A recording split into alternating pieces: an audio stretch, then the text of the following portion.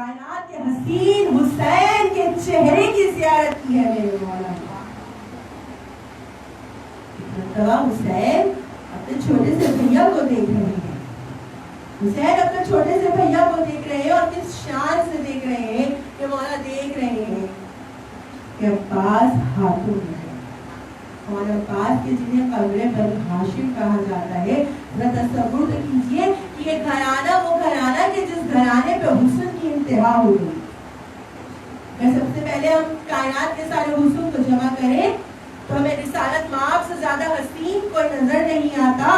یہاں تک کہ خود صدیقہ یہ کہتی ہے کہ وہ سوئی کہ جو دوپہر میں دن کی روشنی میں سورج کی روشنی میں کھو جایا کرتی تھی اور مجھے ملتی نہیں تھی، لیکن رات کو حجرے میں جب رسالت مآب آیا کرتے تھے تو رسالت مآب کے چہرے سے اتنا نور ساطع ہوتا تھا کہ وہ سوئی کے جو سورج کی روشنی میں نہیں ملتی تھی وہ سوئی مجھے رات کی تاریکی میں مل جایا کرتی تھی. تو رسالت مآب کا کتنا حسن ہوگا.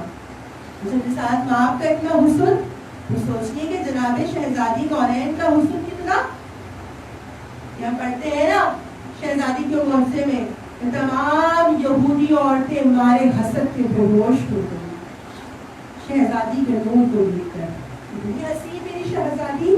جب بات حسن کی ہو تو امام حسن کا کوئی حسن بیان کرے گا کہ میرے مولا کا اتنا حسن، امام حسن کا حسن اتنا مشہور ہے.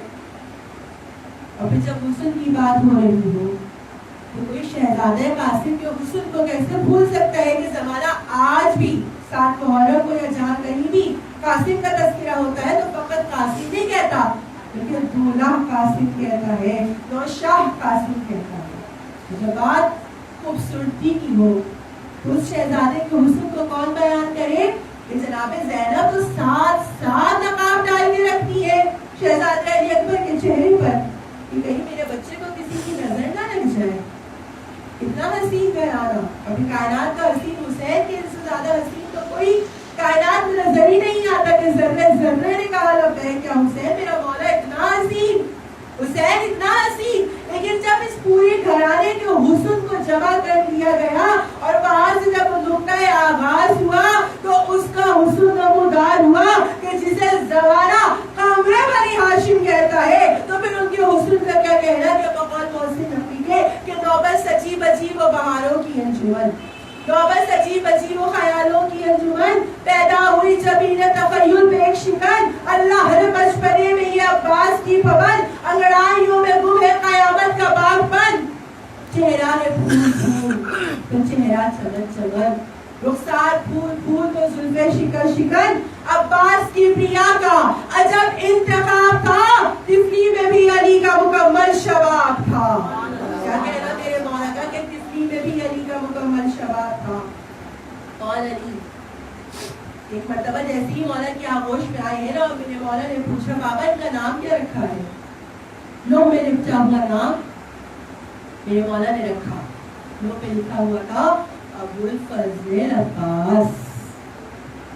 اگر اس پورے نام کی تفصیلی بیان ہو جائے تو اشروں کے اشرے ختم ہو جائیں گے کہ یہ نام کیسا ہے. نام ایسا کہ عباس جیسا دنیا میں کوئی شیر نہیں ہے، عباس کے تو نام میں بھی زیر نہیں ہے.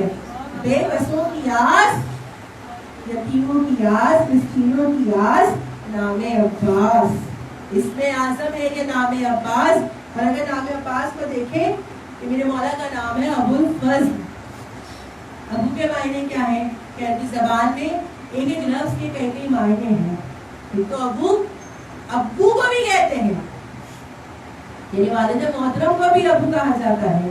لیکن عربی زبان کا یہ قاعدہ ہے کہ اگر کوئی ایسی چیز ہو کہ جسے نہ کوئی توڑ سکے، نہ اس کا وزن کر سکے، نہ اس کو شمار کر سکے تو اسے بھی ابو کہا جاتا ہے. یعنی کسی چیز کا ایسا ذخیرہ کہ جس کو کسی تعداد کو کوئی شمار نہ کر سکے اسے بھی ابو کہا جاتا ہے. اور فضل کے تو معنی ہے فضیلتوں والا، یعنی فضل کے تو معنی ہو گئے فضیلتوں والا.